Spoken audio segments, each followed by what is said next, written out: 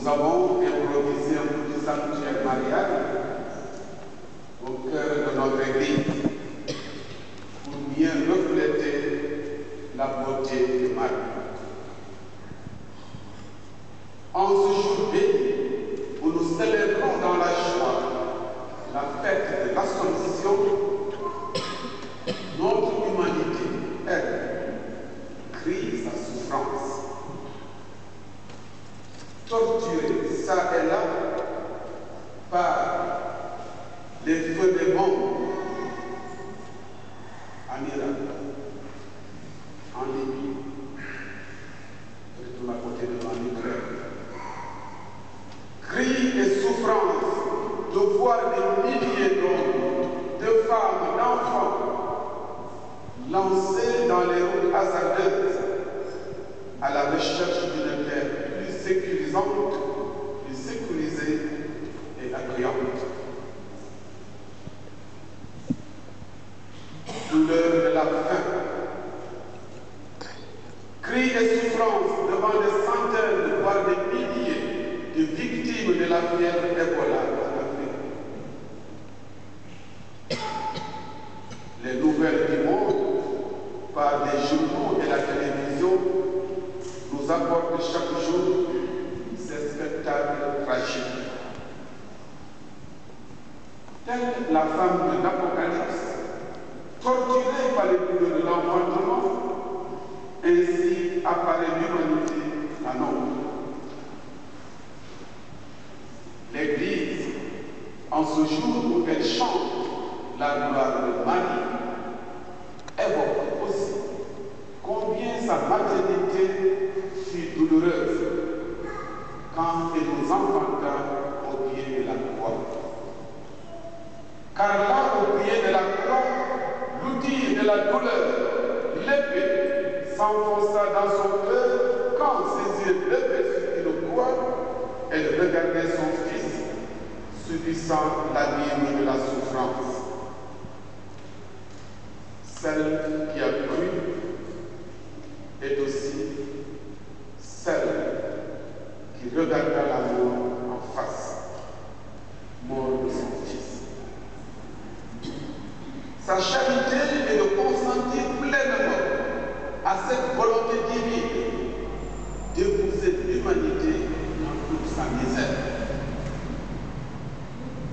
Ainsi, frères et sœurs, chacune de nos épreuves, de nos souffrances actuelles, est un enfantement du monde nouveau avec le Christ en croix.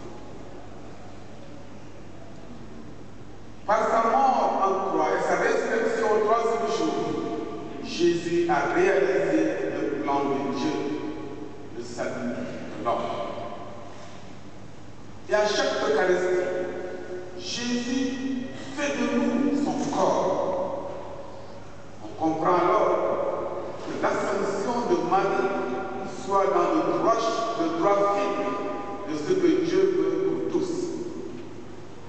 Dieu veut détruire toutes les puissances du mal jusqu'à son dernier ennemi qui est la mort.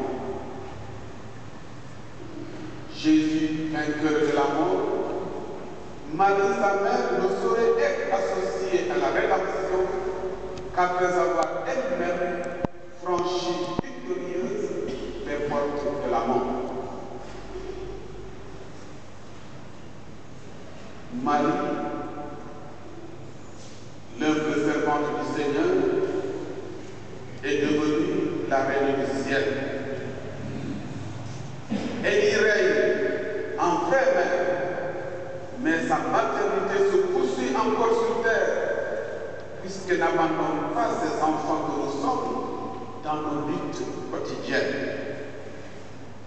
Chaque jour, elle nous offre de puiser dans son cœur maternel les grâces et miséricorde de son Fils. Car lorsque nous disons dans la prière en Marie, prie pour nous pauvres pécheurs, nous sommes conscients et confiants qu'elle est un vrai chemin de grâce et d'amour pour qui cherche miséricorde. Elle est la la mère attentive aux besoins de ses enfants, qu'elle porte dans son cœur chaque événement qui touche un seul des fils de l'homme. Alors n'hésitons pas, mes frères, à demander à notre maman du ciel de prier pour nous, de prier pour notre monde en recherche de paix, de cohésion sociale, d'amour.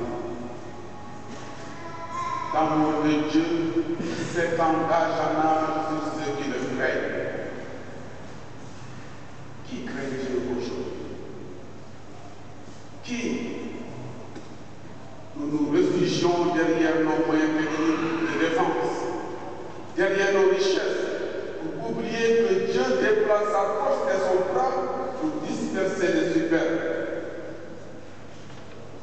Avec Marie montée au ciel, exaltons le Seigneur, lui qui comble de bien de sa famille. Soyons mes frères des familles de justice, de vérité, d'amour, de paix et surtout des affamés de Dieu. Heureuse celle qui a cru à l'accomplissement des paroles qui nous furent dites de la part du Seigneur. Femme de foi, Marie est le modèle de foi de tout croyant, d'une foi qui ne connaît pas de doute. Femme de charité, l'Évangile de ce jour nous dit qu'elle court au service de sa cousine Élisabeth.